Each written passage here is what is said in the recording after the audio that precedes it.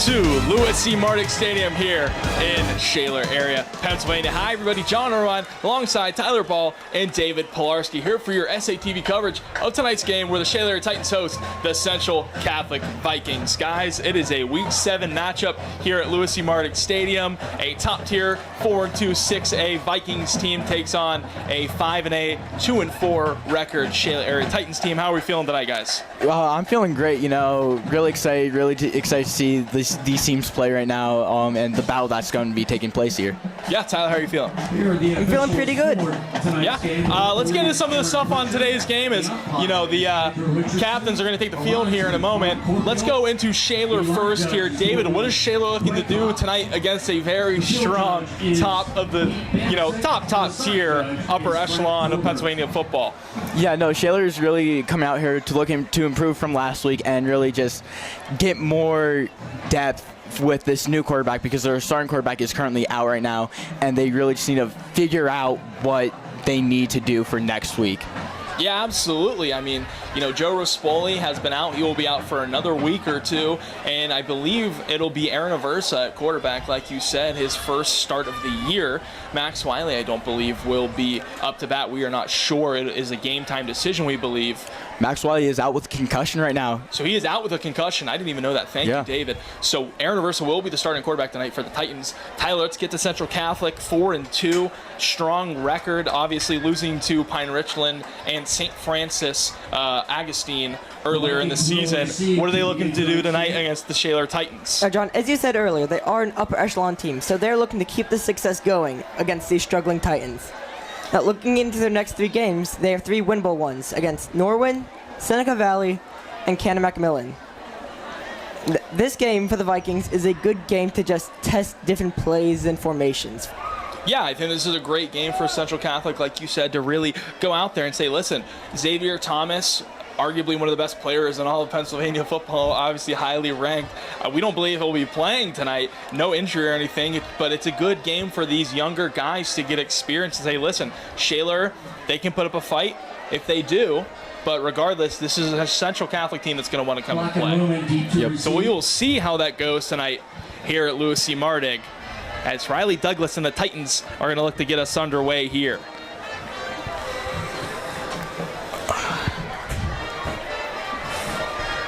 Riley Douglas, the Titans at a 2-4 record with wins over Butler and Hampton in Week 0 and in Week 2 of the season. Have lost a couple straight, most recently last week against Penn Hills.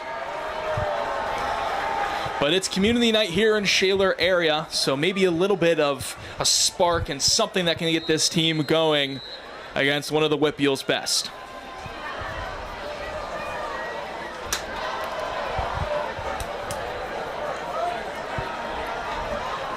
And we will start with a squib kick. It'll be taken around the 25-yard line and brought down just short of the 40. And that is where Central Catholic will start on the kick return from Zach Gleason. And so we will see who comes out for the Central Catholic Vikings. David, what do you expect the Vikings to bring out right away against the struggling Titans defense? I think that they're going to bring out a really nice passing game right now. I don't think the Titans have that great of passing defense right now, but the Central Catholic is just so good right now and is just really trying anything, so they might go for a pass here. It'll be Jair Walls in the backfield, and he will step back. Tons of time. Load up deep across the middle. Open field picked off by Signetti. First play of the game. Signetti on the first play of the game intercepts Walls. I mean, guys, did you expect this start? Let's see the replay here. Goodness me. I mean, Walls with all the time in the world looking for a deep shot, and Signetti undercut the route, and the Titans offense will take over. First and 10 Titans. I mean, I just want to say that was a great call by me. I said that they were going to pass, and they went deep with it. Didn't really come out with anything. I mean, they came out with an interception. This is great momentum for Titans coming out right now. They're, on the 30-yard line? That's 70 yards they have to march, but hopefully they can do it out here. And so a great start for the Titans as Aaron Aversa looking right away to Signetti on a short gain. Maybe got a yard. We'll see where the spot is. So Tyler, we said Central Catholic looking to start and test things, but maybe they tested a little bit too much on that first play. Maybe just a bit. Titans are proving to be strong, and that early interception may help with their momentum. Second and 10, Titans from the So 31. Signetti with his, I believe, second or third interception of the year. He struggled a little bit on the offensive side of the ball, but defensively in that safety position, he's been a very nice cornerstone for this Titans defense. It'll be a give to Rennell, and maybe got a yard again. So a struggling Titans run game. It's been Braylon Rennell and Sammy Tapu, the main two guys back there, but not able to get much in the past couple of weeks, guys. No, I mean, they're playing great defenses out here, you know, really just trying to do anything they can to get anything right now. It's going to be hard for this Titans defense, even though they have the momentum going right now. Central looks like they had their heads down low after throwing that interception. So hopefully the Titans can keep this momentum and get this first down on this 3rd and long. Aversa, a little bit high of a snap, loads, looks deep for a man. It's caught by Witkowski. What a grab by the receiver. Witkowski with the moss to start his receiving night. And this Titans team and this Titans crowd is pumped up. Witkowski has been a man that the Titans have really been trying to get going here in terms of the offensive game. And he goes up 2 defenders. I mean, look at this right here. Hauls it in for the snatch and grab, guys. I mean, that is phenomenal. The Titans are getting off with a hot start. The double coverage Moss and entering the Vikings defending zone. That's just beautiful. It is beautiful. It's a great start for the Titans. You couldn't ask for more. And Aversa just gets thrown. Pressure immediately and throw behind the 50. And that's the type of play you expect the Vikings to bring, especially with early pressure.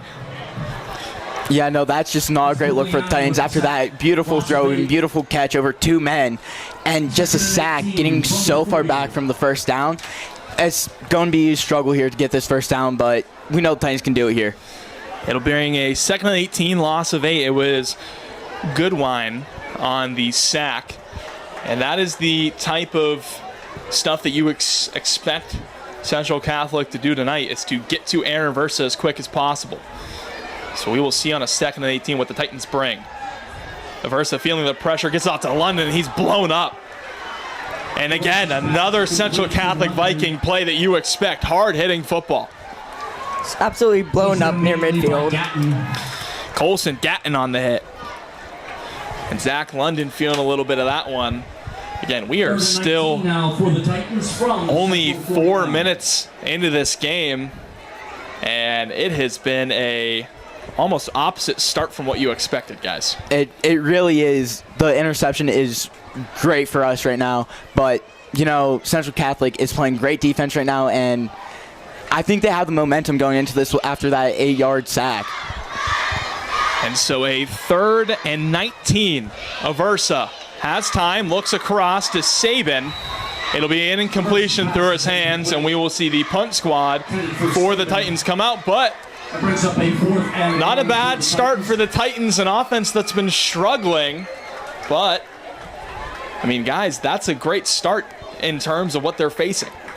That it is a great start against the Central Catholic. First offense with that interception down at the 20-yard line, bringing it up like 10 yards. Absolutely superb by Titans defense, but couldn't get anything going with that momentum on offense. Douglas's punt is a high one. Central will let it bounce, takes a great Shaler bounce. We'll see where it stops. They're going to stop it at about the 9-yard line. And Central Catholic with a little bit of work to do now. Got about 90 yards to go downfield. So we will see. David, let's get into it real quick. I mean, we saw the first throw from Walls, an interception to Signetti. What do you think Central Catholic says here? Do you say, hey, listen, it's one interception. We're not worried about it. We've got 3 more quarters. Or do you think maybe they say, all right, maybe let's start with the run and kind of feel things out a little more? You know, I think that they're going to go with another throw. They're like, you know, that's the first pass, you know, going into the game. Not everyone's going to be ready for this game, not really knowing what the defense is going to be like. So I think they're going with another throw. I think they're going to be throwing it short, maybe off a little slant route or something. But, yeah, they're not running it here, I don't think. We will see. It'll be Black in the backfield. It'll be a handoff. He's going to bounce inside, up the middle, and he'll get a first down. And the shifty moves there, and it was actually Elijah Faulkner on the carry. And Central will go hurry up quick and not let the Titans get set. Walls looking right. Steps into the throw across the middle. Wide open receiver. 3 Titans around him. And inside the 40-yard line, and that's the nice little help that a quick tempo offense will give you. Titans weren't even set for that one. Looks like the Titans are trying to get their defense back to get set as fast as possible here after that big game because they don't want that to happen again into their end zone. And now at the Shaler 35, it'll be another give up the middle, and it'll move the chains again. Faulkner, the ball carrier. Oh, no, we'll see where the spot was. The chain gang wasn't even set when that play was run by Faulkner. Now Walls, a ton of time, loading across the middle, and another interception! Signetti with his second interception. Signetti is 2 for 2 on the night on coverage. And this scrappy Titans team is bringing it tonight. Signetti is actually showing out so much tonight. 2 interceptions here. And you see right here, Walls had a ton of time again and just loads. And Signetti just reading it. That's great by Titans defense. Signetti with 2 interceptions and 1 reception tonight. This, I think, is going to be a great game for him.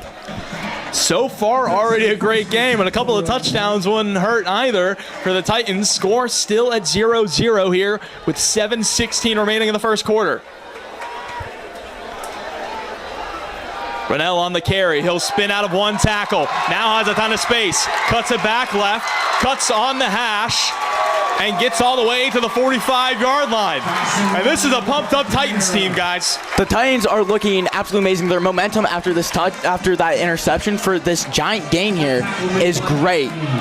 Titans are looking like a completely different team from last drive. And that is a good change. Rennell spins out of that first tackle right on the O-line right there and just gets so much space to continue his run. Went off to the races. Yeah. Tapu, the man in the backfield, the hard-nosed running back, kind of opposite of Rennell that we've said in the last couple of weeks from the shifty moves that Rennell has. And Tapu will get it, and it'll take a couple of Vikings to bring him down at the line of scrimmage. So we've seen a run of a big gain, and we've seen a throw to Witkowski for a big gain. Tyler, what do you think the Titans go here? Do you think they maybe go for a large passing gain here again? I'd maybe bring Rennell back on with his shifty moves and just get around the Vikings defense.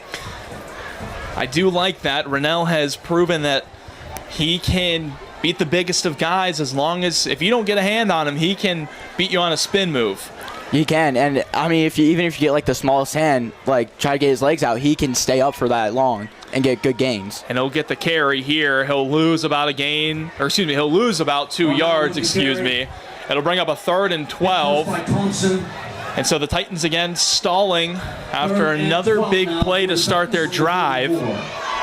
So Aversa having that long completion to Witkowski earlier might look for something here to air it out.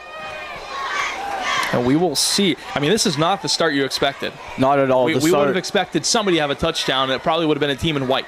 Yeah, I mean, this is great looks for Titans here, really keeping Central Catholic out of our own end and really just trying to push for probably less deficit. But how this game's going, we could end up winning it. Aversa will have to scramble and create something. He dumps it into the middle, and it's picked off. Now returned by the Vikings. And it'll be just inside the 45-yard line. So the 3rd pick thrown this game, intercepted by Watkins and taken to the 45. And again, just Aversa trying to create something out of nothing on the scramble. And I think just right there, maybe just throw it incomplete and let's get a punt off. Yeah, no, trying to do something there. I mean, I saw what he was doing, looking for 11. That would have been so nice, but, not that accurate and didn't really do anything with it. The Vikings D-line just doing an amazing job just trying to rush Aversa and causing that interception. That's a great point. The Titans O-line has struggled with heavy defensive pressure as Faulkner would get the tackle, but a great wrap-up job by Conrad. And a lot of scrum and pushing after plays. I mean, the Vikings have been getting up in the face of the Titans after plays. We saw earlier after the second pick thrown by Signetti, Ehrenberger was going at it with one of the linemen, and Faulkner gets wrapped up immediately by a Titan. And it'll be a loss of a couple. I believe it was Keelan O'Brien on the tackle for loss. That is great defending there. You're really getting in the face of the running back and not giving him any space there, really cutting everything down. Can't get through that gap there that the defense was trying to make. And I mean, Central Catholic bringing back them getting into the face of the Titans. Really, I think they're really trying to get their momentum back after throwing those 2 interceptions. Really trying to put the Titans on the back foot right now. Walls and the lone man backfield, looks across the middle. Tapu on the tackle. It was a completion to Watson. It'll move the chains, and I know it wasn't intercepted or anything, but that was a very tight throw that could have been batted away. Tackled by. Definitely very tight. Tapu. Just put right to his Right in the receiver. money, yes. It'll be a thrown out to Black, who's got space. He'll go to the sideline, looking for the corner and looking for 6. Won't get it, though. Tackled by the Titans. And this tempo of Central Catholic is really proving right now to kind of get to the Titans as they're inside the 5. 3:45 remaining in the first quarter. Vikings at the 3-yard line. Faulkner in the backfield. Walls looking for him and got him. Touchdown, Vikings. And the Vikings, after 9 minutes of play, finally get their first touchdown that they were looking for after 2 interceptions. It was to Bradley Gompers. There's really nothing the Titans could do there. Every defender who could have gotten to that man just tangled up. Bradley Gompner had that reception at the 2-yard line, I'd say, and just ran right through one of the Titans defenders and couldn't really do anything. And so the PAT attempt will be up and through, and it will result in a 7-0 lead in favor of the Central Catholic Vikings. Hopefully the scoreboard gets fixed. But nonetheless, after a couple of drives here and there, we finally have points on the board here, boys. So let's go over a couple of things. David, what did you see from Shaler that you liked a lot in the past couple of drives? What I liked was that they were really switching up, having passing runs, having passing plays, and running the ball. They have a strong running game here, but we do need to switch it up and go for passes, throw off Central Catholic's defense, and try to get some good yardage out here. Tyler, what did you see from Central Catholic besides the 2 interceptions that you liked from their offense? Central Catholic is just pushing Shaler to their limits. And when they push them hard and fast. Yeah, it's the tempo. Sorry to interrupt. I think that tempo has really been getting to Shaler and not really being able to talk over the defensive play. Titans just really scrambling to get back to the line for each play after the other. And their defense can be in shambles from time to time. Yeah, Central Catholic taking these snaps quick to try to throw off our Titans defense out here. And, I mean, it's working for them. And so the kick will go over Rennell's head, and the Titans will take it. And that kickoff goes into the end zone. And they will start with a touchback. So let's talk real quick. Tyler, what do you think the Titans need to do on offense to get another drive that ends up in a successful turnaround in terms of not just one big play? The Titans O-line just needs to step it up, give Aver some more time. As we saw, he can make those passes. Yeah, that's a great point. I mean, that's the thing that the Titans have struggled with, is that O-line has been in the trenches, and that's the number one role of O-line, right? The battle is won in the trenches. Yep. So Aversa on the RPO will keep it himself, but get wrapped up by Black. And just a great job by Black to just read the hips and get to him. Aversa carries the ball. And again, this is a storied Central Catholic team. Obviously, you know the histories there. You know the players that have been there a lot in terms of who's played here. Players like DeMar Hamlin. You've had Phil Jerkovich, excuse me. You've had Dan Marino. You've had everybody that's been a Pittsburgh legend has been somewhat intertwined with Central Catholic football. So, these players tonight on this Central Catholic team really trying to improve, like you guys said in pregame.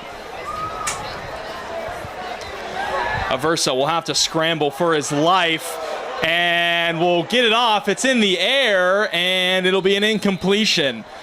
Aversa would have lost about 17 yards on the scramble, and he was just running for his life, guys.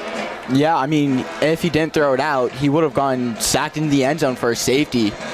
Like, right he was going to be getting pulled into the end zone for a safety right there. So he was dead to rights going down for a safety. So it's good, quick thinking on him to just throw it out for an incompletion to at least stay up there and not give up a safety. Even after he got the ball off, he was still lit up by the Vikings defense, which just shows how powerful they are. It was an intentional grounding on Shaler, so it'll move the ball back. We'll see where the spot is, and Central Catholic still just questioning what's going on. The scoreboard has yet to change here at Louis C. Mardig. Still 0-0, but we all know 7-0 for Central Catholic right now. And I think they're going to try and see if they can fix the scoreboard before we get started here. We'll see what the official discussion is. But guys, you know, we came into this game saying, listen, a couple of players from Central were not going to play. Oh, there is no penalty, excuse me. So it'll be a 3rd and 11, I believe. But yeah, we talked about it earlier. A couple of players weren't going to play for Central Catholic, but we said, listen, they still have a job to do and they can do it well, but it's been a strugglesome start. It has been a strugglesome start. I mean, Central Catholic really came out here, was like, we need to give our best players a rest here. We're playing a not so good Titans defense and offense here. So they really just want to let off a little bit. And Aversa was looking to the near sideline to Glosser, and just off his hands, and the Titans will bring out the punt squad. It'll bring up a 4th and 11 for the Titans. Riley Douglas, during this punt, just looking to pin it deep. Just wants to give the defense as much space as possible, as much insurance as possible. Do you think he goes to a sideline here, Tyler? Don't let a return happen. I don't think so, because their special teams has been very strong, especially with finishing those tackles. And it'll be a wobbler and not a very far one at best. It'll take a Titan bounce, but it'll just get across to about the 46-yard line, and Riley Douglas would probably like to have that one back. 46-yard line. And so let's see. Central Catholic up a score now. Do you expect, David, for them to continue with the upbeat tempo offense? I think they're going to be pushing for more points and trying to get down the field as fast as possible. You know, taking these quick snaps again, throwing off our Titans defense, and just trying to push and just run the score up as much as possible here. Yeah, like Tyler said earlier, right? This is going to be a game where Central gets to test things. They get to see, all right, when we play Norwin and Seneca and Canumac in the next 3 weeks, and when we head into playoffs, right, what are we going to be able to run? As Walls is going to look inside for a quick completion. And he found his man right away. It'll be a gain of about 6, and you're right, David. They are going to keep up the tempo and get set right away. Vikings just playing with if it ain't broke, don't fix it mentality. If it ain't broke, don't fix it is correct, as it'll be another quick completion and extra yards gained.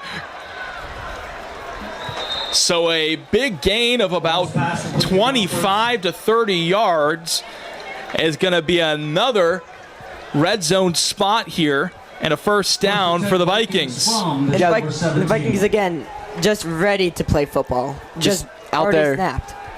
They are taking quick snaps here. Titans defense on the last play did not look like they were set at all. As soon as they got set, Central Catholic snapped the ball, and the defense were not prepared for that quick snap. And the Titans are going to call a timeout here. And I think that's where Jim Ryan's saying, all right, enough of the upbeat tempo. We're going to pull ourselves together here before Central gets a chance to put up another score. So what do you think Jim Ryan is saying to his defense? Do you think he's saying, listen, go at him, play aggressive, right, but play smart? Yeah, no, I think he's saying play aggressive and play smart, but I also think he's saying play faster because we're looking at the Central offense right now, and they're taking these snaps so quick. So he's looking at his defense, seeing that they're slowing it down and like trying to slow it down, not getting set as fast, where they need to really get set faster to be prepared for those quick passes, those little running games right there. Yeah, that's the thing is, you know, when you're playing upbeat tempo offense, regardless, you have to match that tempo, right? But it doesn't help when you're playing top three. Yeah, it doesn't help when you're playing one of the top teams in PA. Yeah, no. But, I mean, Titans are looking good. If they get set faster, they would be so much better. But it's all up to the players out there. They're controlling where it's going. So it'll be a give to Faulkner, who tries to bounce out, and a great tackle. And that'll halt Faulkner in his tracks. So it was Isaac McKay on the good tackle. Just went at his, pretty much not at his knees per se, but went low. Went really low there. Don't know what, I mean, it's good tackle. Don't know if he was trying to injure someone. I mean, we can never, I mean, I don't think he was, but, you know. You got to get low sometimes for a guy like Faulkner who's going to get stuck up and get a gain of nothing. It'll bring up a 4th down. And so with a decision to make here on a 4th and 1, we will see the offense stay on the field, and why not? Brings up a 4th and 1 now for Central from the 8. They will bring out Watkins. I mean, being as good as a team they are, and only needing 1 yard against a not-so-great Titans team, they might be able to get it. They'll give it to Faulkner, who will get the first, still on his feet, and we will see where he's spotted. He'll be around the 1 yard line. And so now within a yard, they will go same formation here. Walls under center. They give to Faulkner, and he will take a short hop into the end zone for another 6 and another touchdown for the Central Catholic Vikings here in the first quarter with 25 seconds remaining. And again, another drive where, guys, again, not really the most flashy plays, not the most mind-blowing plays, but again, the number one thing is consistency. Yeah, and Central Catholic is being very consistent here and is just trying to get yards and get touchdowns here. As Central will make the PAT. Point is up and good. The score, Central Catholic 14, Shaler area 0. Scoreboard is still not updated. Still not up, but 14-0 in favor of the Vikings. So we've seen 2 touchdown drives for Central Catholic here. And so with 3 quarters remaining, you have to think at some point you'll start to see a couple of guys maybe sub in and out, give some guys a rest. We're going to see what happens because, again, this Titans team, 2 interceptions on defensive drives back-to-back, right, guys? So, I mean, they're not out of this fight yet. No, they're still in it. It's only 2 touchdowns that they're down by, and that is you can come back from that very well. Trying not to say not so cool.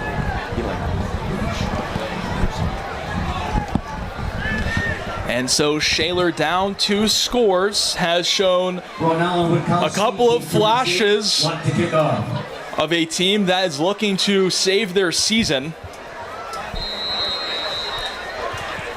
On that big run from Rennell and that big catch from Witkowski earlier, as this kick will sail into the end zone on a short drive. And so we've seen the offense take the field more than a couple times now. What do you expect guys to see here? Freestyle for me. What do you expect? I expect them to make big plays, but just end up coming short of that first at one point or another. You know, I'm expecting they're trying to run for big gains, and then after maybe like a small gain, 2 small gains off of a run, they might go for a pass. But really just trying to get as much and just chip away at the yardage there and just try to get into Central Catholic's end. And that's really what you got to look for, is that chip away mentality, as Aversa will go to Rennell, who will get dragged down after a gain of 1. And I think that's a great term to look at it, is this is a team that you have to either decide, listen, are we going to go for a big splash play, or are we going to keep chipping? And the Titans so far have been struggling to figure out the identity of either of those, as that play will end the first quarter here at Louis C. Martin Stadium with the Central Catholic Vikings leading 14-0 over the Shaler area Titans. Join us back here for second quarter coverage of tonight's game. We're the Shaler area cheerleaders, and you're watching SATV. And welcome back to second quarter coverage of tonight's game here on SATV. Again, John Irwine, Tyler Ball, and David Pilarski here for the Shaler Titans versus the Central Catholic Vikings. Vikings leading 14-0. The Titans looking to drive here on offense. Taboo will get the call and gets a gain of about 1, and it'll bring up a 3rd and long. And you two have been saying it might be to air it out. Might see it here again. Yeah, hopefully they need a big gain here right now to get the first down and hopefully get some momentum on their side. The Vikings' run defense has just been absolutely vital. They just keep on stuffing them at the line and having just one unlucky Ronell run through. And that's what the Titans have been struggling with. Sammy Tapu and Braylon Ronell have been meeting defenders at the line of scrimmage, and it's pretty tough as a running back to get around that. Aversa with time, looks over his head and intercepted. Black looking up the left side. Stays on his feet. Goes for the far corner and will be stopped by a bunch of Titans. Wait, did he fumble it? Is intercepted. They'll say he was down. With the interception. Ronell looked like he signaled that the Titans had the ball, Inside the 10-yard line. but Central Catholic will have it. We'll see at the end of the play here if he was down. I'm not sure. That was a very close play. That is going to be... Aversa came up with it at the end there. They said Black was down. And there's no replay system, unfortunately, in high school football, as much as we would like that. But nonetheless, the Vikings have the ball inside the 10-yard line. And Walls and Faulkner will be the two men in the backfield with a twin man set to their right and a single man to the top. Faulkner with the give, and Yeckel will get to him, but not after a gain of about 3. Faulkner, the ball carrier. And you just see the subs coming in from Central Catholic.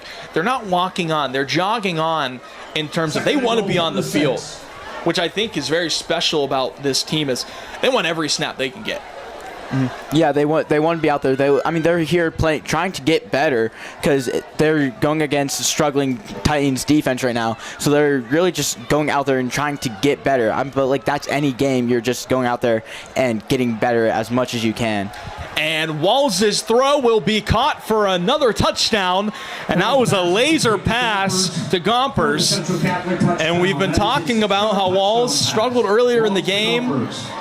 We saw that the quick throws are struggling, but not here as he gets to Gompers in a tight window and another 6. And the Central Catholic PAT, 2 for 3 on the night so far, looking to go 3 for 3. And it will be up and through, perfect on the night, which will lead us to 21-0 in favor of the Vikings here at Shaler area. And again, guys, we've said it. We've said that the Titans need a big splash play, but the things that the Titans have struggled with are mistakes. Yeah, no, the mistakes is that the O-line isn't stopping the Central defense as well as they would like to give their quarterback as more time that he needs to find the right pass or to scramble as much as he can. Tyler, what do you think Coach Jim Ryan is going to say to his team as we get towards the back end of this quarter here? Do you think he's saying, listen, the score is not obviously in our favor, but, you know, calm down and play our style of football? I believe he's saying something like that, or it's like, hey, kick it in the gear. We've seen that we can get through these guys, and we just need to continue to do that. Yeah, I mean, that's a great point, right? You want your guys to keep going, keep driving, keep pushing, right? Foot on the gas pedal. Yeah. Right? All gas. That's the best way to word it. And so the Titans will let another kick into the end zone. We've yet to see a return, and the Titans will take over with another touchback. First and 10 Titans from the Tyler, what do you expect to see here from a Titans offense that had some hot starts here and there, but have since really come to a sudden halt? I expect a struggle from them, honestly. They just keep on meeting the Central defense, and something has to change. Who's that one big splash play / player that's going to change things for this Titans team? As they will go to a double twin set on the give, but it will get snuffed out immediately by Gompers. It was Peterson on the carry, and Gompers read it the whole way. Peterson, the ball carrier. It looks like Gompers is really a key player for the Central Catholic defense and offense with, 2 receiving touchdowns today and just stopping our running game behind the line. Yeah, and that's the thing that we talked about a couple of minutes ago with how the guys were jogging on. These guys don't care if they play one side, if they play two sides, if they play all three and play special teams. They want to be on this football field, and they want to win the football game. And Gompers has been a player who's been showing it as Aversa looks for his man, but incomplete. It was Glosser towards that far sideline trying to drag his foot. And just incomplete would have been that big play that they were looking for to move the chains. Instead are stuck with a 3rd and long. Brings up a 3rd and 14. Still backed up. And it was there. It was just a little bit too much of a fade, I think. Yeah, I think he was too focused on getting his feet down, not keeping his eye on the ball, because went right through his hands there. It's a tough play to make. It is, but when you can do it and you're that high player that I know he is, he should be making those plays out there. And so the Titans with 4 receivers and a running back. As Aversa will have to scramble, doesn't see the blind side coming, and a sack for the Vikings, and the punt team's coming out for the Titans. Aversa never saw him coming, and the train doesn't stop as Aversa gets hit from behind on another sack. And Tyler, you just said it, the O-line's got to step up, protect Aversa. And they did all right on the first couple, but not there. Not at all, no. And as we have Douglas, he just needs to ignore that last punt and just pin it deep. That's a great way to look at it, is to say, listen, the last one wasn't great, but it's got to be better. The Titans have to get set here. They just get it off. And Douglas again with a high one. It's still a squibbler. And Black will fair catch just inside the 40-yard line. And we will see who decides to come out for the Vikings, as I believe we will have a stoppage of play. I'm not sure what happened inside the Titans end zone. It looked like Roman Thompson was signaling to the head official that maybe he was bleeding or something was on the field, but for a second there they stopped play. We'll get back to our scheduled programming here. Yep. It looks like the scoreboard is up and running properly now. We are official here at Lewis C. Mardick, 21-0, finally on the scoreboard. And with a quad set to the right, Walls, lone man in the backfield. There's a tight end lined up on that left side. Walls with all the time in the world. Looks across to the middle, a wide open receiver, and 6 for the Vikings. And just with the click, a snap and a throw, the Vikings put up another 6. And that is as bread and butter as you can get it. That was so smooth, and as much as that they can do, the replay shows Titans D-line trying to get through and try to put pressure on the quarterback, but he had so much time to find that open man into the open space for that touchdown pass. After that touchdown, it seems like the Central Catholic student section, who has neon, is getting hype. And that's the thing, like we said, is even though it's a game that Central Catholic should be in here, they should be winning, it doesn't matter. This is, again, another WPIAL championship game, the PIAA state championship. They treat every game like it is the last game that they will ever play. And it just goes to show the success of this team, as with 8:47 remaining in this quarter and in the half, 28-0 in favor of the Vikings. And so let's talk about real quick the turnaround from J.R. Walls. We saw the 2 early interceptions, but ever since then, he's been lights out. Yeah, no, the 2 interceptions, it looked like he was winding up a lot and using his body, looking like he's throwing a baseball out there, so it was easier for the defense to read. Now it looks like he's stopping that and really cutting down the animation that he's going with to really throw off the defense. Yeah, he gets it out there so quick, and like you said on that first two, I think just really just trying to throw it in there and get it in there quick. Again, on the first couple of throws you get, it's a tough bit. You're not as warmed up, I think, as you would like to be, but when you're 2 quarters in, you can throw that thing in there as hard as you want. And another touchback. Kickoff goes into the end zone for and the Titans will come on onto the field here and look to create something as, again, it was a teeter-tottering, I don't know if I'm saying that right. I don't know, it was a back and forth first couple of drives between these two.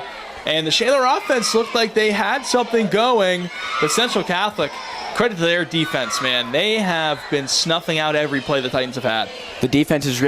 Central's defense is really pushing the Titans on their back right now. It's looking as the field is tilted towards Central Catholic's way right now.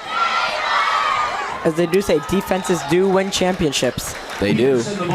Peterson with a gain of 4. And a good start for the Titans. We've seen them struggle really on first downs, trying to not lose yards, I think. So it's good for them to really get that first gain of a couple. And I think from here, maybe you see something flashy. No, hopefully that we do, maybe not flashy, but something that will get it done and get them that first down that they have been fiending for right now. Titans just need something big to keep their morale up. And that's the thing that Titans are going to have to go against, is the adversity and the frustration of the game as Peterson get his head around quick enough. It'll be an incompletion, and a 3rd and 6 would have been a gain of about 4 yards. Would have seen where Peterson would have got. And this is the adversity that we've been talking about. It's a manageable 3rd down, unlike the past couple the Titans have had. So like you said, Tyler, who really comes through and makes a big play? And will the O-line hold? That is the big question mark looming over this Titans offense. The O-line just needs to protect Aversa.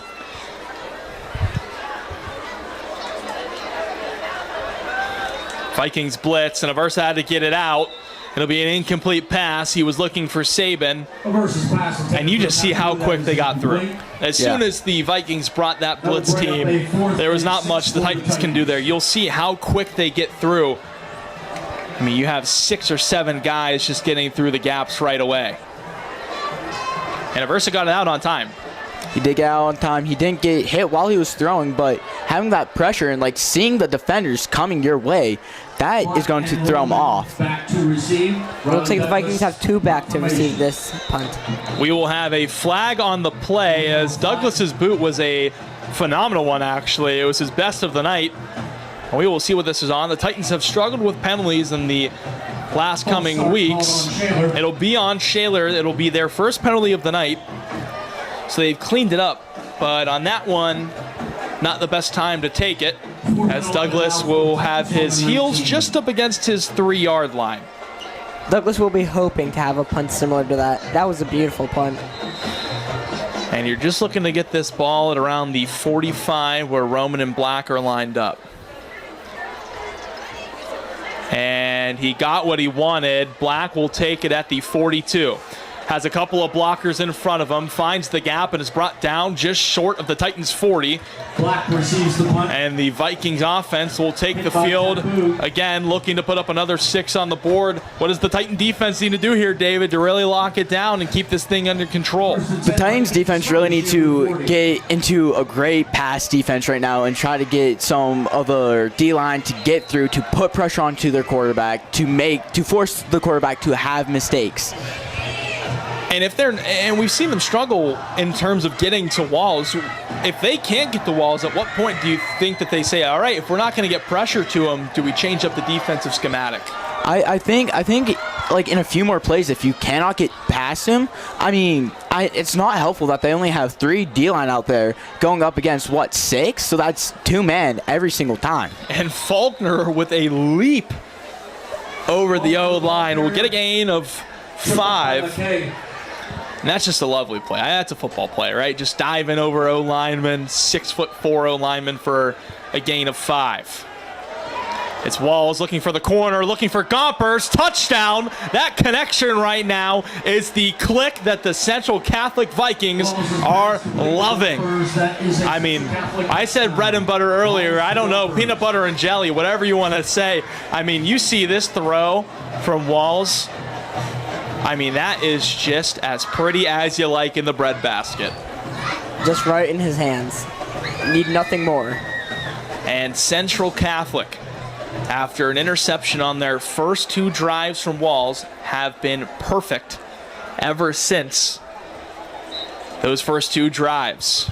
And the PAT will be good. It'll be 35-0 with 7:34 remaining in favor of the Central Catholic Vikings. Seems like Titans have poked the sleeping giant, and the giant finally woke up.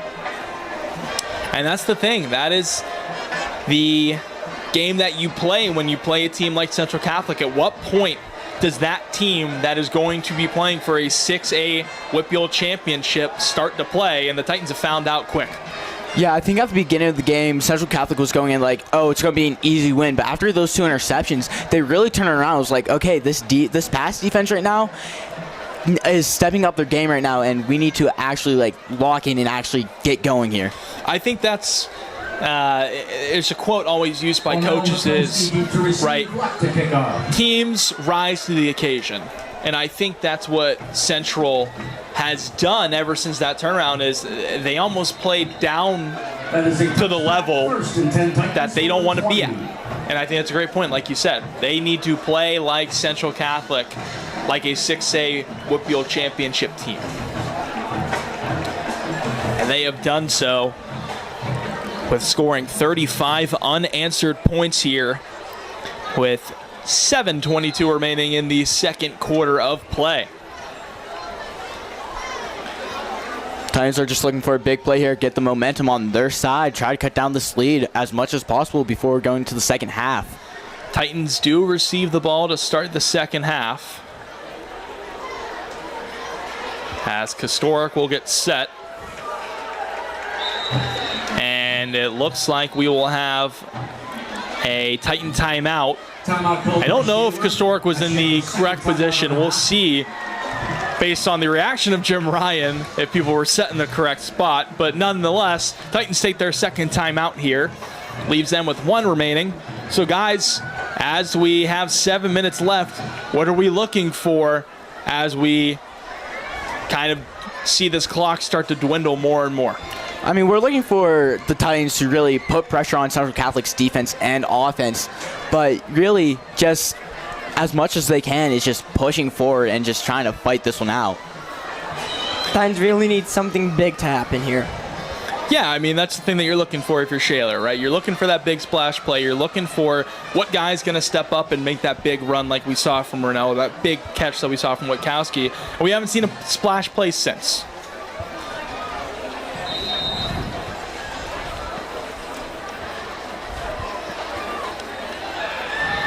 Aversa looking left towards Peterson, won't get it. It'll be an incomplete pass. And Aversa, I don't know if he's feeling it, if it's instinct, but he is managing to get this ball out almost right before he gets hit. I mean, you'll see it right here on the replay. I mean, he is 3 steps from getting hit and somehow gets that ball out. Yeah, no, I mean, a few plays, well, not plays, but a few drives before, it looked like he took a big hit, and just his passing has not been as accurate as we saw in the first quarter. So I think that hit might have jumbled him up a little bit. As Tapu will get the call, and a bunch of white jerseys are going to bring him down. It'll bring up a Peterson 3rd and long. carrier. Excuse me, it was Peterson on the carry. No gain on the play. 3rd and 10. So 3rd and 10, and that's a great point, like you said, David, is, listen, as tough as football guys can be, we've seen some of the best ever from college and high school in the NFL. Once you take a big shot, it can change your whole game. Yeah, I mean, a big hit can change the momentum. It doesn't even have to look like a big hit, but like once you see a big hit and they're down, Knocks the wind out of you. you're down. You need to take a few seconds, and that can just completely change the momentum. That can have the defense or offense get set faster. You can throw off your tempo. And Aversa on the scramble, trying to create a first down, is going to look for the sideline. He'll get tackled by Black. And we'll see. It looks like he got the first, and he did. So the first run by Aversa of a big gain will move the chains, and that's what we saw last week that worked so well against Penn Hills. Was that pressure comes, Aversa breaks out, and you see the speed from the former wide receiver turned quarterback this season. The area between the linebackers and secondary was just wide open. Yeah, I mean, I don't know if that's commentator's curse because it helped the Titans out, but Aversa just taking as much space as he can right there. And so that'll move the chains for the Titans. Aversa will look to Sabin. It'll be a 4-yard reception. And again, that's all you need. And you said it, chip away. That's all they need to get things started. Tyler, who do the Titans look for here on a big splash play? I think the Titans need to look for Glosser here. He had a big chance earlier, couldn't capitalize. Maybe this is the time he does. He'll be lined up next to London at the top of the field around the hash. Tapu with the carry, tries to put his head down, but gets fought back by a bunch of Vikings, keep him in his tracks, a gain of nothing. And so the run game continues to struggle, and this is the play you might be asking for here, Tyler, on a 3rd and 6. Glosser has shown up big a couple times in this season, has shown to be an underrated part of this receiving core. And with the likes of London, Signetti, Sabin, formerly Aversa, trying to make a name of himself here against Central Catholic. As Aversa will look left, hand in his face, looking for Signetti to the sideline and out of bounds. An incompletion. It'll bring up a 4th down, and the Titans will go back to the punt team, and a drive that had promise stalls out. Yeah, no, I mean, Titans did really good getting up the field. That one run by Aversa was really good, getting up there and really pushing Central Catholic back. And so Riley Douglas looking for another great punt. And we will see, as he did get a good punt, we'll see what the whistle was blown for. Looking around, there's a flag at the 30-yard line. Not sure what it's on. We haven't seen yet officially. Waiting for the official call, and it's the waiting game. If it's on Central Catholic, we'll see what the penalty is. And they might just pick it up here. No flag on the play. So we wait for nothing, and they will pick up the flag, and we will redo the punt here from Riley Douglas. Douglas just looking to pin it deep like he did on his last punt, on the practice punt just now. Douglas off the right side of his foot. It'll go to Roman, who tries to bounce up the left side, and Rennell not letting go of that ankle. Roman receives the punt. And Roman gets to around the 43, 44-yard line. That's a great job, Brian Rennell, just to not let him go. Hold him by the shoe, hold him by the strings, whatever it may be, bring him down. Yeah, even if he's not actually bringing him down, that's slowing him down so his defense can come up and get another man on him to tackle him. And that's the great thing that I think about this Titans team heading into next year and the year after that, is this is a young team with a lot of sophomores and a lot of juniors after having graduated a senior class of about 20 with the likes of Keegan Spatenka, Joey DiSabato, Caden Orga, Brandon London, you know the rest. As Walls looking for Roman across the middle. It'll be caught in between Rennell and Sabin. And again, the hurry-up offense comes out quick. And that's the play, that's the throw. And that'll be the setup that the Central Catholic Vikings want here on this drive.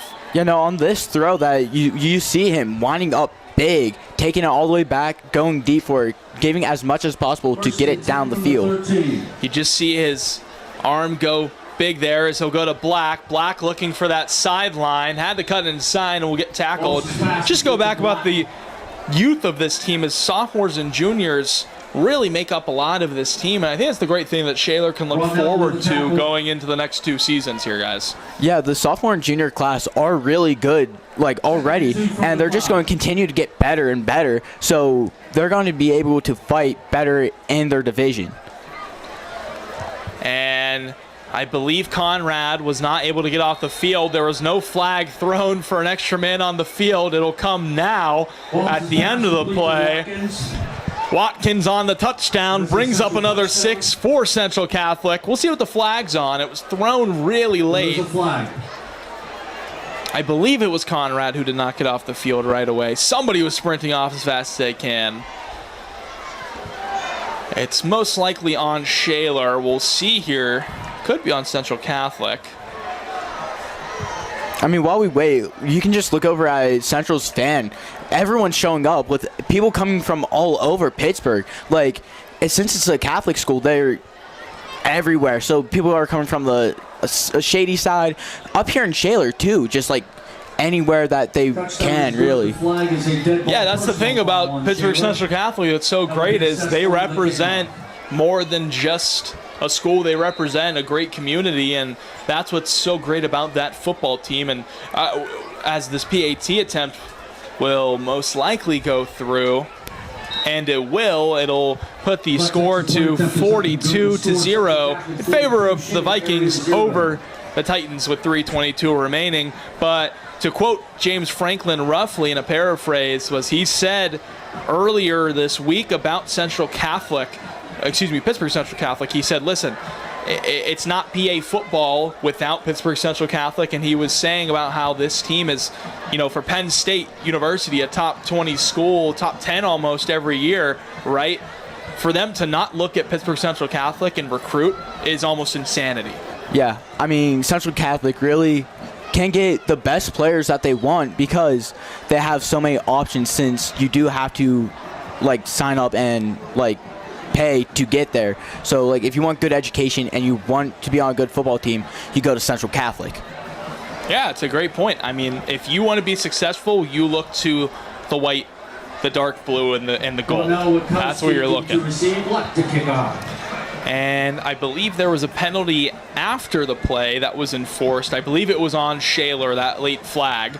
So the kickoff will be from the 45. And this is where I love to see, I just want to see if this kick just goes to the field goal. I just want to see if he runs up and puts it through the field goal. I just want to see. Does he have the boot? Kick is up. Did he get it? Just what it looked like. I think he was left. Yeah. Either way, it'll be a touchback. So, Tyler, for the Titans, 3:22 remaining. Are the Titans looking to burn clock here, or are they trying to go downfield as quick as they can and put up some numbers? I think they're going to be trying to get down the field, put up some numbers, because they're down 42 at half, going to half, so. Titans will want to put up numbers just to have that momentum going into the locker room, going into halftime. And they get set quick. Aversa in the backfield in shotgun, has yet to be under center, and he's going to have to scramble right. Will load up for Glosser, and he has him. Completion, and that's the play that you said earlier, Tyler. That is the play they needed. And look at this replay. The Central pressuring Aversa, rolls out of the pocket, and with that beautiful toss right into the hands of Glosser for that big gain into Viking territory. And you said that's the guy that they should be looking for, especially for that sideline, like you said earlier on that play. And a phenomenal job to call it out. Maybe they listen to you. You never know. They could have the microphone here listening to us right now. They got earpiece down on the sideline. Coach is saying they're listening to us call the plays. They're like, Tyler Ball calls for a big pass here, so we got to do it for him. It'll set up the Titans at the 45-yard line with a 4-receiver set. Versa, after reading the field, will have to scramble, dumps it off to Peterson, and it'll be an incomplete pass. Versus pass intended for Peterson, incomplete. So it'll stop the clock with 2:18 remaining. The O-line, which has previously been struggling, has shown some signs of life with just slowing down the central D-line and linebackers. And that's what you want to see if you're the Shaler Titans. You still want to see that fight. You still want to see that grit that you're looking for in terms of playing a team like Central Catholic. Not bowing down. Aversa on the roll left. Looking to load up deep. Has time and has Sabin through his hands. It'll be the second incompletion through his hands. Would have been a tough toe tap. But an incompletion and a 3rd and 10 now. And again, the Titans have looked good on 1st and 2nd downs, but have not been able to create anything on 3rd down. But this drive has been looking like a powerful Titan team. I think that they will be able to get this first. Still 2:11 remaining.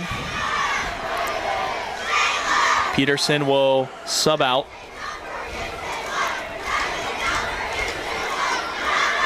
Aversa will roll left immediately on the snap. Looking for the corner, looking for Sabin. Has him. Completion and a 1st down for the Titans. So Aversa on the rollout to the left finds Sabin for the big gain, and Sabin after the incompletion redeems himself. Aversa just drops this right into Sabin's hands. Sabin runs out, stopping the clock, which saves the timeout for the Titans if they need it later.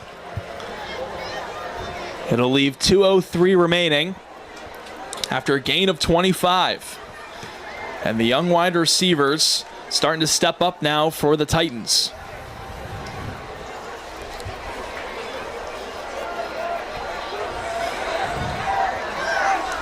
It'll be a trips out to the right. Aversa looking right, has to scramble, gets a block from Bernesser, now keeps it on his feet. And he'll get stuck up, but still get a gain of about 6. And Aversa, for his first start so far this season, he saw time last week against Penn Hills. We saw the legs. He's not afraid to use them. Not at all. He's not. He had that one giant gain earlier for what, like 15? Something like that, which was absolutely insane. And he picks up another good gain right here. That block by Bernesser proved to be a pretty big one. Aversa would have got chased down, or at least got close to getting chased down. But gets a gain of 5 with 1:20 and counting. And Aversa looking to the corner for Glosser and through his hands. And that's that heard the footsteps. And the Glosser is going to want to have that one back. He would have been just inside or around the 5-yard line. It'll stop the clock. That will bring up a 3rd and 5 for the Titans. 5 yards to get. They can get the 1st down and move the chains. It'll reset and give a fresh set of firsts. But I feel like the Titans might look end zone here. If I was Titans head coach right now, I would be going for the 1st down. You know, give us a little more leading room. Not really try to force it as much, but like still forcing that 5-yard gain right there. If I were Jim Ryan, I would be going for the first just because they have not a lot of time, but they have some time to work with. We will have a flag on the play. It will be against the Titans. Unless they took their final timeout, which I believe they did. Looked like they didn't get the personnel they want, so they will take their 3rd and final timeout with 1:13 remaining. And so I'm going to give you guys the prediction again. I want to hear each of your thoughts, right? You've each had a great prediction tonight. That's ended up being true. David, what do you think the Titans look for here on a 3rd and 5? I think the Titans are looking for a short pass right now. You know, really trying to get this 1st down here, not trying to force a throw for the end zone, you know, because that could have a mistake because Central Catholic's pass defense is absolutely amazing right now. And just giving them 3 more tries to get into the end zone would definitely help them out here. Tyler, what do you think? Well, it's not really 3rd and long. I still wouldn't go for the run because in the air, the Titans have been on fire this drive. So I would look for something through the air. And we will see here with a 5-yard 3rd down what the Titans decide to draw up. And so we will see what Jim Ryan and Joe Laslovic decide to do. Niehaus was in the backfield. Aversa to Witkowski. Touchdown Titans! What a great haul by Witkowski. He started off the game with a great catch. Gets a touchdown. First score for the Titans on the night. And that was in big coverage too. You'll see it right here on the replay. Titans getting the first 6 of the night, and a verso just perfect right to the receiver. And that's a throw that you love from Aversa, as Douglas will go for the PAT. We've said that the young receivers have been stepping up. And right there, I mean, that was created from the catches of Glosser, from Saban, and Witkowski finally ended it with a touchdown as the Titans now put up 7 on the board, still down 35 against Central Catholic with 1:09 remaining. But guys, again, that's a spark for the Titans. Yeah, that's going to really give them the momentum there. Central Catholic thought that they had their defense absolutely locked down and just stopping everything that the Titans had. But after those 2 big catches that the Titans had for big gains, really pushed them for the momentum and leading up to that touchdown. Now Titans are going to have the momentum here, and everyone is hyped. The student section could be more hyped right now, but, you know, a touchdown's a touchdown, so we take those. And that's something that I think Jim Ryan is going to be pleased with, that this team is still fighting to get points on the board against this Vikings team. And like you said earlier, David, again, when they go and play, they'll play North Hills and Fox Chapel back-to-back here at home. They will end their season at Pine Richland, one of the front runners for the 5A champion. Douglas to kick off. But with those 3 teams in mind, this team is facing a mountain of a task right now and is proving that they still have some tricks up their sleeve. Yeah, I think that they can really at least give a fight for all 3 of these matches coming up right now. And Black will let it trail into the end zone, and a touchback. Central will take over with 1:09 remaining, and a touchdown's not out of the question here for Central Catholic. We've seen the throws from Walls, we've seen his arm strength, and we've seen the separation the receivers get. What do the Titans need to do, Tyler, to lock down and make sure no big plays get created? The Titans secondary just really needs to be on their toes, ready to just jump on a guy if they see him wide open. And so we'll see here. It'll still be Walls in the backfield. It'll be a handoff up the left side, and we'll see if he got the first on that last-ditch dive from Jaden Alexander. Alexander, the ball carrier. Gains 10 on the play, 1st and 10. It looks like he did get the first. He gets the first, so it will... Clock will still roll, excuse me. 45 seconds remaining. Central Catholic taking up as much time as they want. No real need up 35 to go for a big splash play. If you get it, you get it. But up 35, it's better to play it safe than sorry. No need for the Titans to get any momentum to come back into this one. Titans bring pressure right away. Conrad wasn't able to get to him. And now Alexander with a head of steam going up the sideline and across the 50. Alexander's first 2 carries of the night have been 2 first downs and a big gain there, taking the Titans territory. Made by McBride. Clock will continue to roll. 13 seconds and counting. Central will not call a timeout. I believe they will let the clock roll, and they will head into halftime. Happy campers. And that concludes our first half. And they will say up 35. We will head into halftime happy. And we will head into halftime with a score of 42-7 in favor of Central Catholic over the Shaler Area Titans. Don't go anywhere just yet. Enjoy these performances from the Shaler Area Marching Band. This is Shaler Area Slow Pitch Softball, and you're watching SATV. Yeah!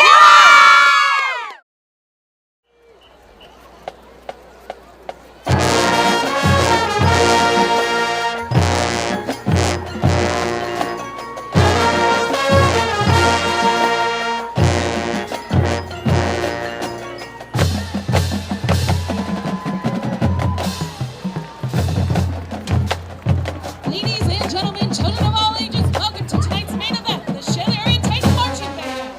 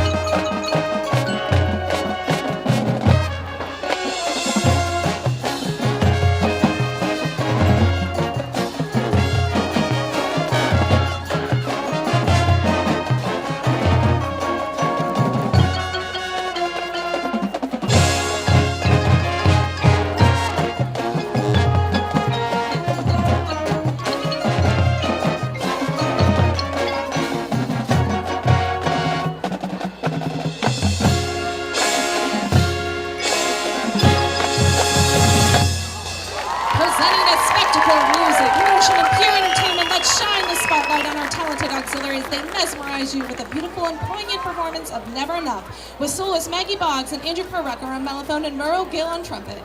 Then brace yourself for an explosion of sound and energy with the powerful and uplifting song From Now On.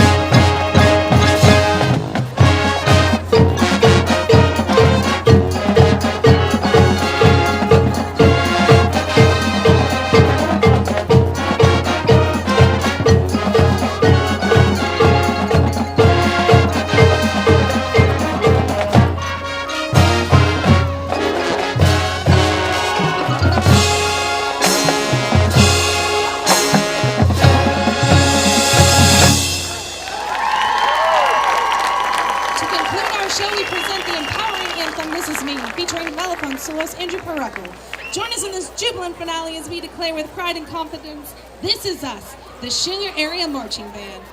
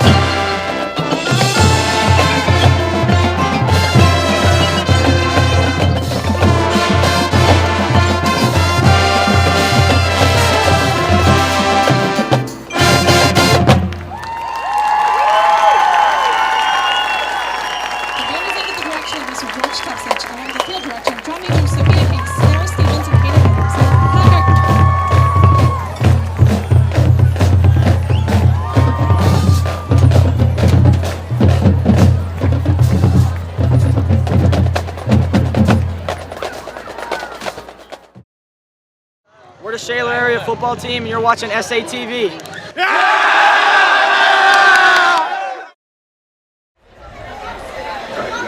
And welcome back to second half coverage of tonight's game here at Lewis C. Mardig Field here in Shaler area, Pennsylvania. Hope you enjoyed the halftime performances from the Shaler area band. Again, John Irwine, Tyler Ball, and David Pilarski join us again. Second half, the Central Catholic Vikings getting ready to kick off after an impressive first half of play, now leading 42-7 over the Titans as we are underway here in the second half. As we start with the touchback, let's recap a couple of things, guys. Let's talk about Central Catholic. I'll leave that to you, David.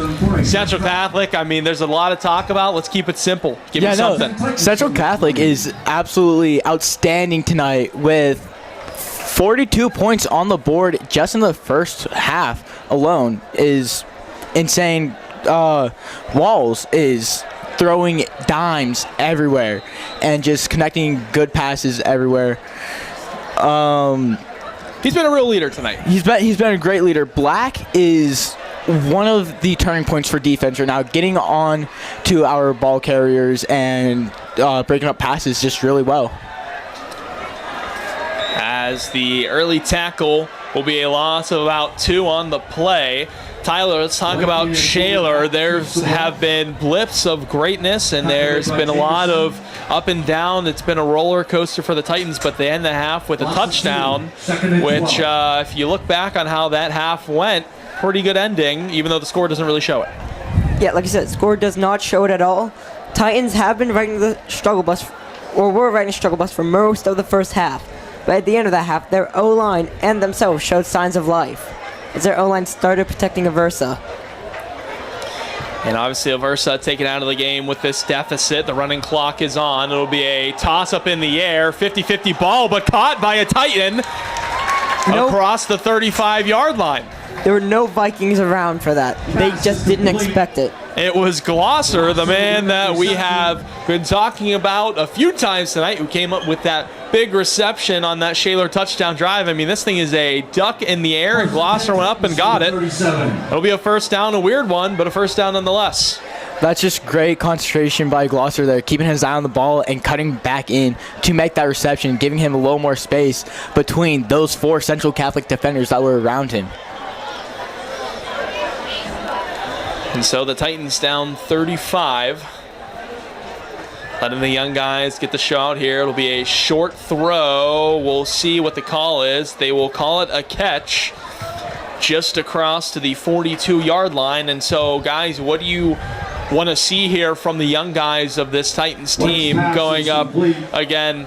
Still against Central Catholic, even though the starters may not be out there, it's still a good bunch of guys. You know, I want to see that the young guys out there performing for the coaches and showing what they really have, showing that they deserve to start next year or even these next 3 games, that they are able to start and are able to hold their own out here. It'll be a end-around reverse, but he'll get blown up.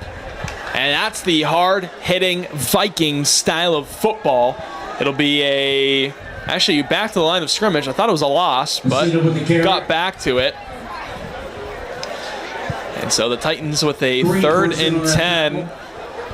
Brings up a 3rd and 10 for the Titans. And so this Titans team that has started out the season as a 2-1 team after defeating Hampton at Hampton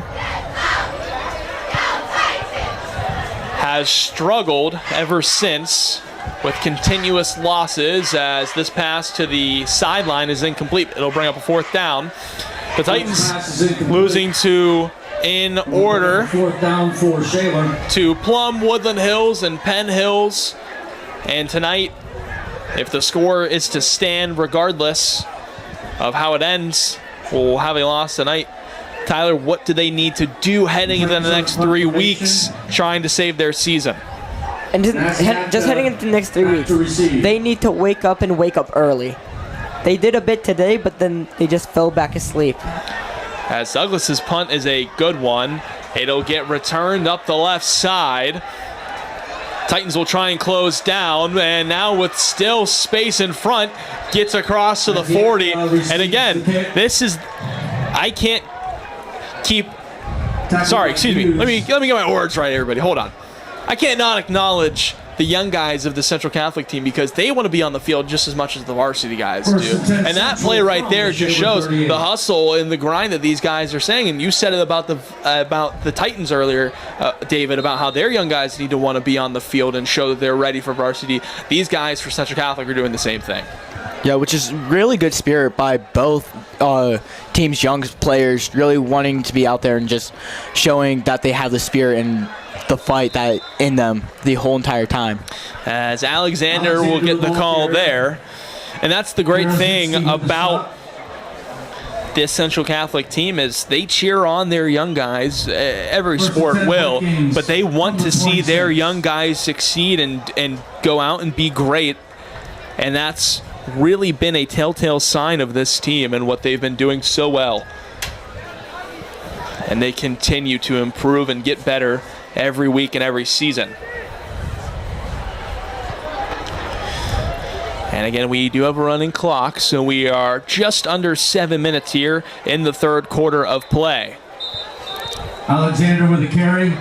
Alexander looks like he tripped up when he was taking that outside. It looked like he planted his foot a little too far outside, and just the turf monster just ate him up and tripped him. And a flag is thrown, and it's against Central. It'll be a holding. It'll be their first or second penalty of the night. I almost brought up the turf monster. That's a turf monster, man. I mean, every time you play on turf, it feels like eventually it's going to catch up to you, and it just got to Alexander there. Yeah, it always does. In any sport, doesn't matter what sport you're playing, soccer, football, lacrosse, at least once a game it will happen. Always comes back to bite you. And it got Alexander there. And not the up-tempo that we were used to seeing from Central Catholic, as Alexander will get the call. He'll bounce up the left side, gets a block, looking for the corner. One man to beat. Touchdown, Alexander. Touchdown, Central Catholic. And again, the hustle still there, regardless of who's on the field. Scores a Central Catholic touchdown. And man, I said it the last couple of weeks. We've been saying it. You just can't teach speed. I mean, you just see the speed gets right around the block. I mean, right into the end zone. Correction, he was down inside the 5. Oh, they're going to say he was inside the 5, that he ran out of bounds. So Central Catholic is going to have to First and goal line up. An O-lineman's going to have to get out there. 2 O-linemen are going to have to get out there. I'm not sure if they know. I don't think they know that it wasn't. I think they think they're going for a PAT. I think so too. This is a field goal, I think. Or are we all confused? Viking touchdown. Okay, so it was a Viking touchdown. It was a PAT. Excuse me. Everybody's messed up over here at Louis C. Mardig. It'll be a touchdown. It'll be 49-7 in favor of the Vikings with 5:32 remaining. So after screwing our heads back onto the right place, we have the right score and the right time. Vikings doing what they do best, put points on the board, guys. Yeah. The turf monster looked like it came back up for the kicker. Slips after he kicked it. Still made it, though. That is exactly what I was going to bring up. And so a Vikings team that will be playing Norwin, Seneca Valley, and Cannon McMillan later in the next 3 weeks. Again, only about 8 or 9 teams in 6A football. The smallest of all the divisions in the WPIAL. But nothing that this team can't handle. As the Titans will have to return it here. And got back to around the 15-yard line after that bobble. McBride receives the kick. And so for Shaler, let's talk about a couple of pointers, as next week they have a lot of things to do when they play North Hills at home, as a Central Catholic Viking looks to be shaken up after the tackle. They're going to get the medical staff out to make sure that he's all right, shaken up, and we will head to an injury timeout. Join us back here on the field. And welcome back after that injury timeout, as Cook Baldoff was able to walk off the field on his own power. Good to see him walk off again in the game that's not really the closest in the world. You don't want to see any late injuries, especially with 3 weeks left in the season. But the Titans will take over nonetheless, as Niehaus gets the call. Won't get anything. Lost about a yard or two. Niehaus, the ball carrier. And as we go back into what Central Catholic, what they've been doing so well, let's go to Shaler again. They play North Hills at home next week. Again, that has proven to be a tough game for the Titans as of recent. I don't think they have had a win over the Indians in the last 5 years, I believe. So for them to make a splash against North Hills, a team who took Pine Richland to the wire earlier this season, what do they have to do next week to improve, and who do you want to see maybe next week to really step up? You know, I really think that the O-line needs to start blocking better for Adversa. Thank you. You really need to start blocking, give him more time in the pocket and just let him find the open man. And the defense really needs to push through that O-line to get to the quarterback and put better pressure and more pressure onto the quarterback. But if the Titans come out as strong as they did against Central Catholic, forcing these mistakes for their quarterback and wide receivers and everyone, then they will have a fighting chance against North Hills, and it's going to be one heck of a game out there. As we have a deep throw and an incompletion, but a flag on the play, and it looks like it'll be a PI against the Central Catholic Vikings. It was intended for Mitchell. And I think Central Catholic knows it's going back. Titans will move the chains on the pass interference. And I agree with what you said, David. I mean, we said the battle in the trenches is really what matters in terms of who can dominate a football game, and that's a great point. I think when they've had a great O-line and a great D-line that steps up, the Titans have been a force to be reckoned with, and we haven't seen a start like that, like you said, from the Titans in so long. I mean, 2 interceptions on back-to-back plays from the same person, and this crowd was pumped. I mean, again, the score and the game has not ended how they wanted to, as this pass to Mitchell is over his head. But nonetheless, that was a Titans team in the first 6 minutes that was toe-to-toe with Central Catholic. Yeah, and if they go out and start every game and continue every game like that, they will definitely be a playoff team next season. And let's go to your thoughts and opinions, Tyler, on what Shaler needs to do next week for North Hills. Any preparation-wise, anything on defense that you might want to see, or offense? I'm going to jump to the defense here. Their secondary needs to get on those guys who are just wide open. Like Ford Titans secondary is like 10 yards from him. As this throw to Kostoric is in the air, a push off and a catch though, and he'll spin for a big gain inside the 30. It looked like a small push off, but no flag, and Kostoric on the big catch. And look at this deep ball. That's just floated up there. Kostoric went up there and found it for a 40-yard reception. Titans move the ball, and you said it. That's what you want to see from the young guys, David. Yeah, you really want to see that. That's a good look. 2 hands in his face by that one D lineman, and he still finds that pass and gets it off. So that's just great by the Titans offense, and they need to keep this momentum going for the rest of the game. As Niehaus will fumble the ball, who falls on it? It'll be Vikings ball. Niehaus had it, popped out of his hands as he tried to cut back inside, and Central Catholic will take back over, and the defense will retake the field for the Titans. And again, we said mistakes, just a bad time to happen. Yeah, it looked like on that run, he was still trying to get it in position to have a nice hold on to it, and then just Central Catholic punches it out. That is not what you want to see after a big gain off of that throw. Titans seem to be lethal in the air coming into the second half. Yeah, but at the beginning, like you guys said, that our running game is super strong, but it's not looking as it is right now. It's looking like our pass game is stronger than our running game. which has been opposite of what this team has been, is Alexander high-stepping his way to an open field, gets past one, gets past two, and finally dragged down, and a flag at the end of the play at around the 40-yard line, probably for a horse collar tackle. We will see. Alexander just high-stepping his way inside Titans territory. It'll be a face mask on the Titans, and that'll move the chains more. On Shaler. And yeah, it's a good point, David, right? Back to the passing thing. The Titans have struggled with the passing, even when they had Joe Rispoli in there for the first few weeks of the season. I believe it was the first 4 weeks of the season, excuse me. And tonight has been a flip of the script in terms of the passing has been the shining star, and the run game has struggled. As Central Catholic will be a yard short of a first down. And so let's talk about Aversa and the night he's had. He had to run a lot. Yeah.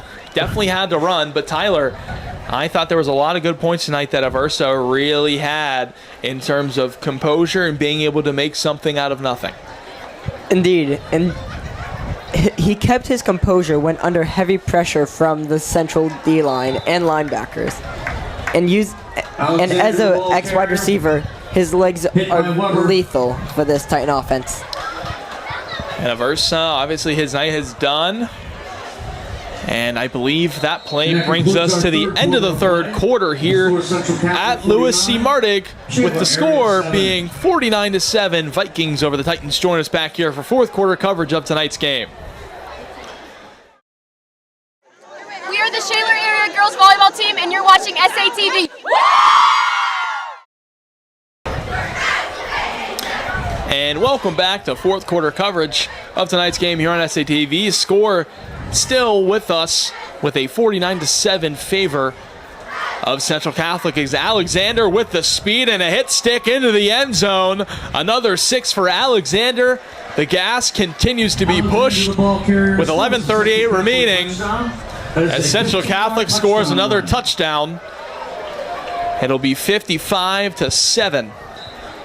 That's quite the way to start the quarter for Central. First play, already 6.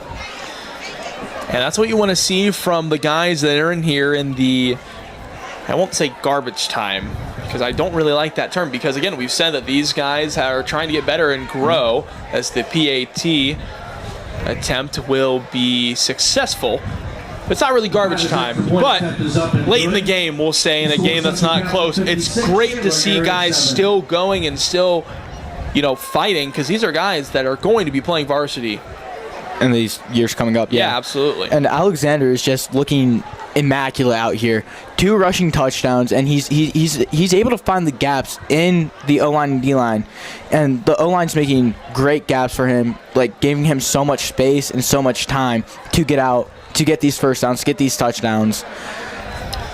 I remember looking at the Central Catholic players during their warm-ups at around 5 o'clock, 5:30, and they were out there stretching, and I said, all right, they look,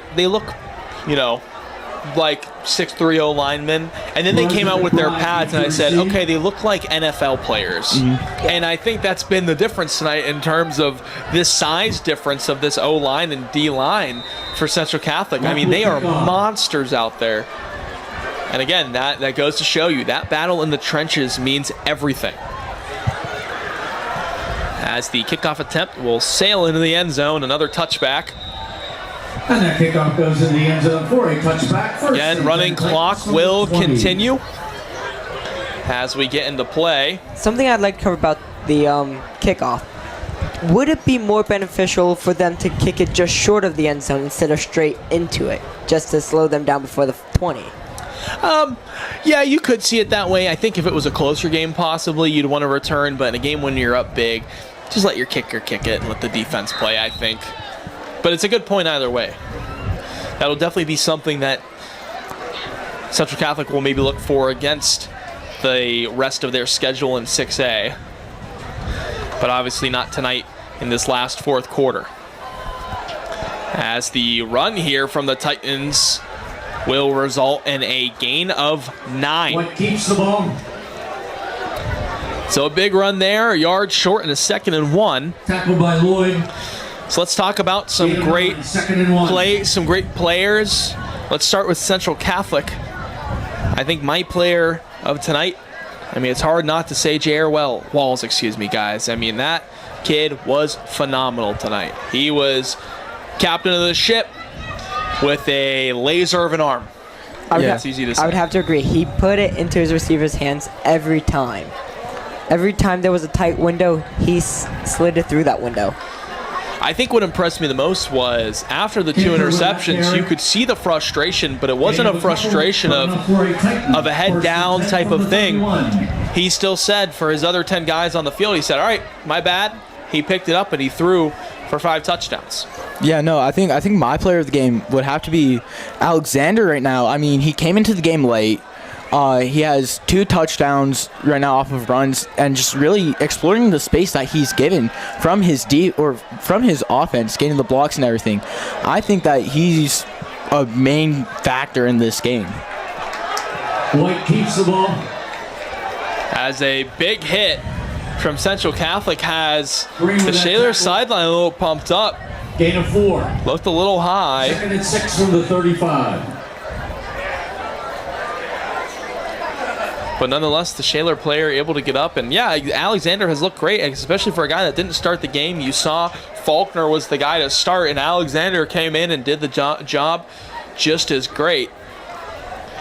And for Shaler, I think tonight you could throw it a bunch of ways. I know the score doesn't really give an option for a player of the game for them. But I really liked what Aversa did tonight, guys. First start under his belt this season against a top team in the Whitfield. And I know it didn't end up in his favor. He threw an interception, but he did what he needed to do, and he made a lot of good throws when necessary, guys. Yeah, no, I have to agree with that. He found the space that he needed. If he didn't have a throw, he found it, he got his legs going and just took off. And then he also did really well scrambling and getting out of the pocket, trying to get as much time as he can. As on a 3rd down, it'll be a gain of about 2. It'll bring up a 4th and 4. I think another person to not forget about in the first quarter of this game was Signetti. I mean, he was phenomenal. Those first 2 interceptions against Walls to really kick the game off. But, again, not able to get much outside of that. But it's hard, again, when you look towards later weeks, that is something that will fuel that defense, I think. 100%. And we are under the 7:30 mark here at Louis C. Mardig.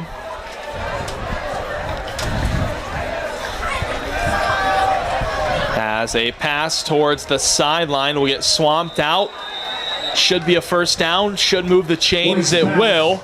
Complete to Montgomery. And White's pass will result in a first down. Move the chains. Guys, a beautiful. I didn't even talk about it. It was a great night for football. I mean, not really any clouds in the sky. It's been great temperature. You couldn't ask really for a better spot for a football game, to be honest. No, You honestly couldn't. it's really good. Up here in the box, we're getting a little breeze coming in. It's kind of hot in the box right now, but the breeze is helping a lot, cooling us off a little bit and just being nice. It's a great view up here, too. Yeah, that's the nice thing about it is regardless of the score, you get to watch a football game from this view. It's hard not to like it. And we will have a timeout called by the Titans. It'll be their first of the half. It'll stop the clock with 6:37 remaining. And so a Shaler team that has only had 2 section wins in the last 2 years, both against Fox Chapel in each of those years, has 3 more left, looking to find at least 1 after previously losing to Plum and Penn Hills. And a Central Catholic team that has been looking to run the table in 6A.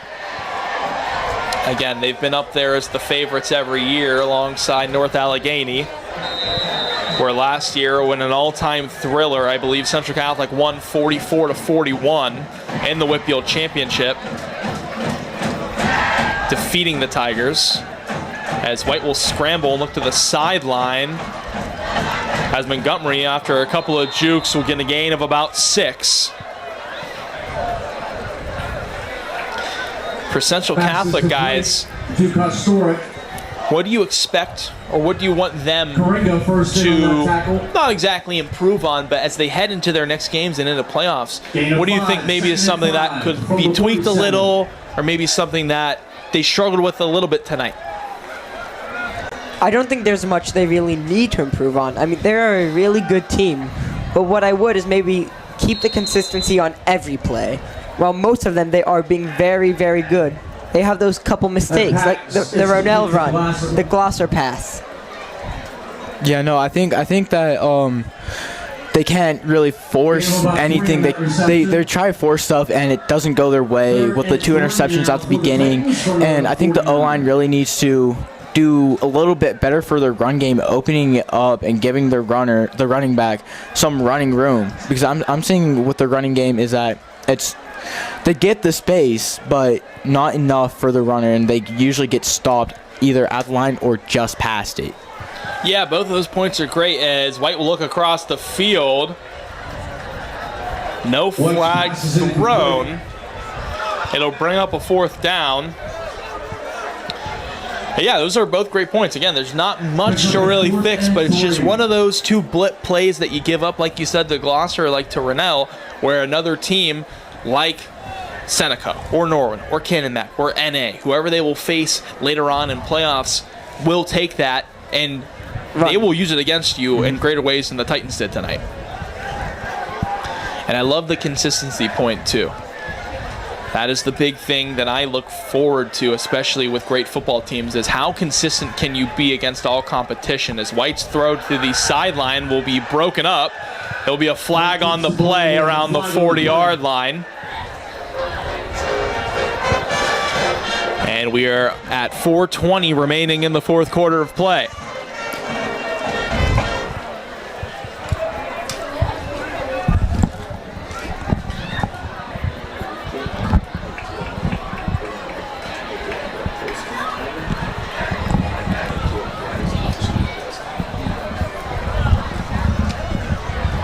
So the flag was on Central Catholic. Roughing the passer called on Central Catholic.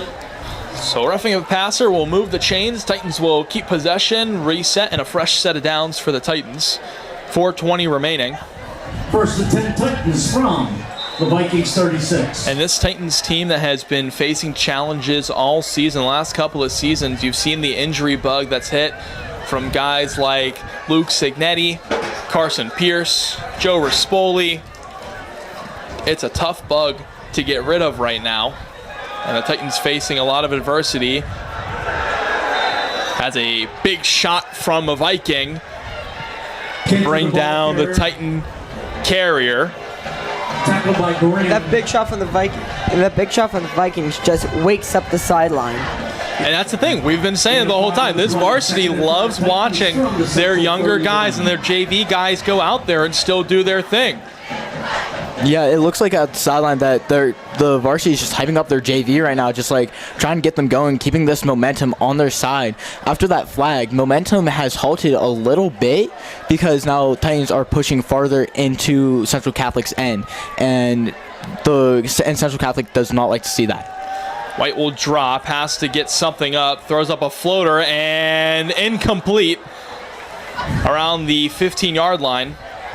And you said they're hyping them up, and I think the big thing, especially that you want to see from varsity, is cheering on the JV guys and giving them advice and confidence and helping them grow, because they are going to be the leaders that they look for in the next coming years. But that's the thing too, is when the varsity guys need a break, when one of them has to come off, right? When Faulkner needs a play off, Alexander can come in and do the job just as good, like you said, with scoring 2 touchdowns tonight. So that's the big thing for this Vikings team, is this is not just a team, it is a family. And that is why they are successful, and that is why they have been favorites on favorites every year. Yeah, no, and like JV or the varsity, like if the JV, say running back, replay's coming up for real quick, give me a second. Just slots the pass right into his hands. What Tyler said. But what I was going at is that if say the running back is like JV running back and varsity running back are like close, and the JV running back is pushing for that starting varsity position there, they're still going to be tight like outside of football and everything, but they're going to be pushing each other to get better. So the varsity won't lose his starting position, but JV is pushing up to have that starting position and showing that he wants it and he can fill in his spot after he leaves. It's healthy competition. Yeah. At the end of the day, right? And you see it in college and you see it in the NFL is, you know, the backup is not always going to be a guy that won't play. It can be a guy that if he was on another team would be a starter. Mm-hmm. So it's always good to see healthy competition, and that's what this team has at a lot of spots, which is a very good spot, and that's why, again, they are what they are. As White will have to scramble left, dump it off. It'll be an incompletion. It'll bring up a third down as we are hitting the 1:15 mark. And with that, let's get towards this game. This game started on a roller coaster, guys. We started with Wall's first pass. Wall's first pass, an interception to Signetti. He took it back. Titans went down, had a big play here or there. It was Witkowski on the first big grab. Didn't get anything. Then Walls driving down again through another interception. And then from there on, it was a little bit back and forth, but it's been Central Catholic ever since. Yeah, after that interception that they had, and after the first time out that Shaler called, Central Catholic really flipped that switch and started just pummeling down the field, wanting everything. Big throw down to the end zone. Throw is incomplete. Mitchell was around the area. Pass is incomplete. Yeah, Tyler, what did you see tonight from either of these teams that really caught your eye or spoke to you? Well, Titans did start on fire with 2 Signetti interceptions, but that kind of poked the sleeping giant that is Central Catholic, as I mentioned earlier. Then Central started going on a rampage. And the teams will let the clock expire. The game will end. Clock hits 0. Central Catholic defeats the Shaler Area Titans 56-7 here at Louis C. Mardig Stadium. Join us up here for post-game coverage of tonight's game. So, guys, we just talked about the roller coaster of the game, how it went, and it ended up still being a Central victory in dominating fashion. It took a while to get there, in that halfway through that first quarter, but Central Catholic did what they do best, and that's winning. Yeah. And let's go over it. I mean, what did they do so well tonight against Shaler? One thing that you saw tonight, David. The one thing that I saw is that after throwing those two interceptions, they really gathered their minds and just flipped the switch and just started going ham, just like pushing forward for those touchdowns. Like that middle section, like halfway through the second quarter through like halfway through the third quarter was just all Central Catholic. And then at the beginning of the game and end of the game, that was just like a little back and forth and just roller coasters of going everywhere. Yeah, Tyler, what did you see from Central tonight? Central just shut down Shaler's run game. They could not get anything past that line. Ronell did have a beautiful run, but again, really after that, nothing. Yeah, it was all Central Catholic. I mean, that battle in the trenches, I mean, you have to say that they won that pretty handedly, and that's what they are going to do and look to do for the rest of the season as their rest of their schedule, again, Seneca Valley, Norwin, and Cannon McMillan.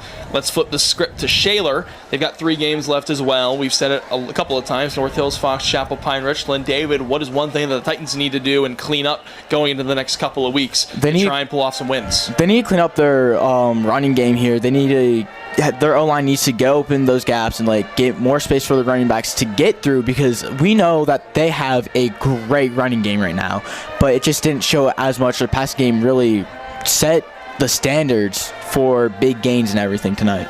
Yeah, Tyler, same thing. What do you want to see from the Shaler Titans the next couple of weeks? Especially with protecting Aversa, the O-line needs to protect Aversa and open up that lane so that they can make runs. And the defensive line needs to start pressuring other quarterbacks so then they can make mistakes and Titans can capitalize. Yeah, that is one thing that the Titans are going to have to look for in the next coming weeks, especially next week as the Titans host the North Hills Indians here at Louis C. Mardig. And that'll be all for us here at Louis C. Mardig. Join us next week. John Irwine, Tyler Ball, and David Palaskar. Thank you for joining us here at Louis C. Mardig Stadium. We will see you next week here, signing off for SATV.